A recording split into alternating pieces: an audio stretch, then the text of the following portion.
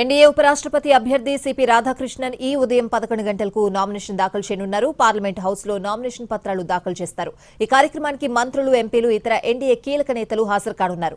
మొదటి set nomination పత్రాల్లో main proposer గా ప్రధానమంత్రి నరేంద్ర మోడీ ఉంటారు.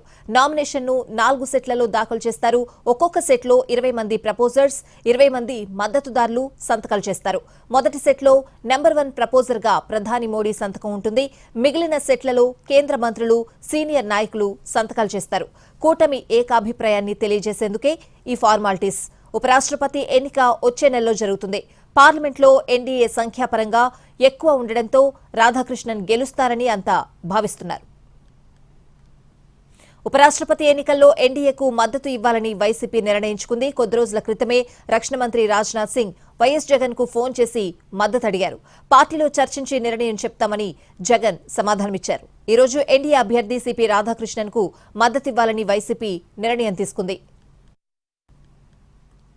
ముందు నుంచి రాజ్నాథ్ సింగ్ గారు అడగటము, తర్వాత ఇక్కడ ఢిల్లీలో కూడా ఎన్డీఏ అధ్యక్షులు కానీ వాళ్ళు కూడా మాకు చెప్పడం జరిగింది. కాబట్టి మనం ఎన్డీఏకే మద్దతు ఇవ్వాలని మా పార్టీ అధ్యక్షుడు అందరితో చర్చించిన మీద